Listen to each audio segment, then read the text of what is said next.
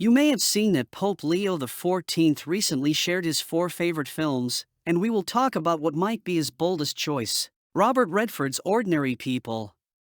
A film that, in a way, almost seems to go against the very idea of Christian hope because it doesn't offer a happy ending. In fact, it's a deeply tense story.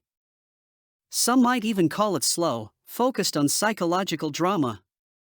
But at its core, it portrays something even more unsettling: a family that is completely broken.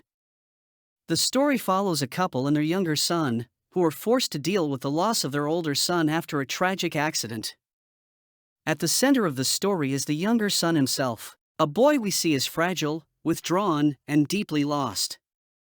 Throughout the film, he has to deal with the passing of a close friend he met in the psychiatric hospital, where he had been admitted after attempting to leave this world. And at every moment, we see a young man trying to escape social life, unable to reconnect with friends, unable to feel normal again. As his psychiatrist gradually helps him realize, he is drowning in guilt. He believes that what happened during the tragic accident that killed his brother was somehow his fault and he was the one to blame. But as the story unfolds, we begin to see that the real source of the family's collapse may lie elsewhere. And perhaps the greatest responsibility, at least for the way this family now exists, rests not on the son, but on the mother herself. But before that, we also see that the father himself is just as lost, disoriented, emotionally absent, unable to truly understand what is happening inside his own home. He fails to realize that the mother is incapable of forgiving the younger son, and that she has, in many ways, closed herself off from life itself. In fact, this is the central point the Pope highlights about the film: a world that has forgotten the power of forgiveness. God does not promise to act for us through some external miracle that magically fixes everything. Instead, he asks something far more difficult. As human beings, we need to embrace pain, face what has happened to us, and find the courage to become like a father who chooses to embrace his child and face suffering together, instead of pretending that everything is fine. But beyond simply exposing the difficulty of dealing with pain, the film also becomes, perhaps without even realizing it, a powerful portrait of the modern family, that most of the time lives, just like the mother does, behind appearances, in a superficial life that denies and tries to escape the deepest problems of existence. The mother hides behind material comfort, inside a supposedly perfect routine. The father, on the other hand, tries to spend time with his son, tries to talk to him, but doesn't know how.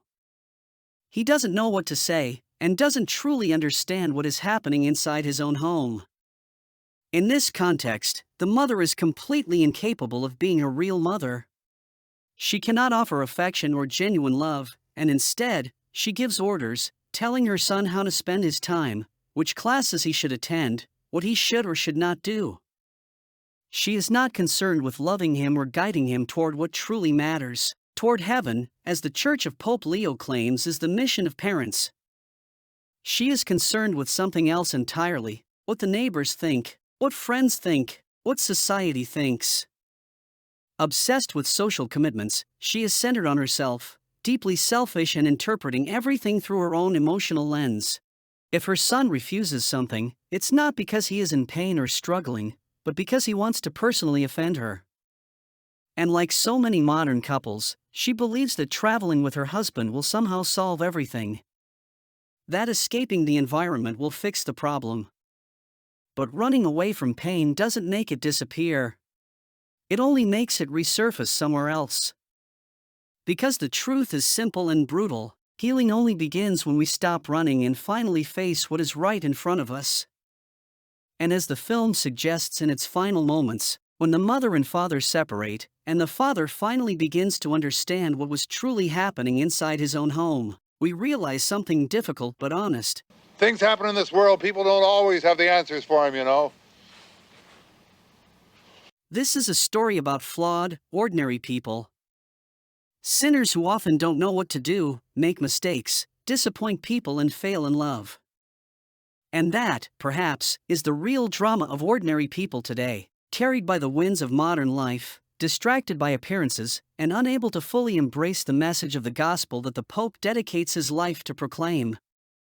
A simple but demanding message, the law of love, the law of the cross. We are called to face suffering, not escape it. And once we have the courage to look directly at the reality of death, which constantly haunts human existence, something paradoxical happens. By facing it, we begin to find true life. We are not meant to cling to the things of this world as if they were ultimate. We are here to love and to serve. And no matter what happens to us, we are always invited to transform our cross into a daily act of love, into a quiet offering, lived within the ordinary rhythms of our lives.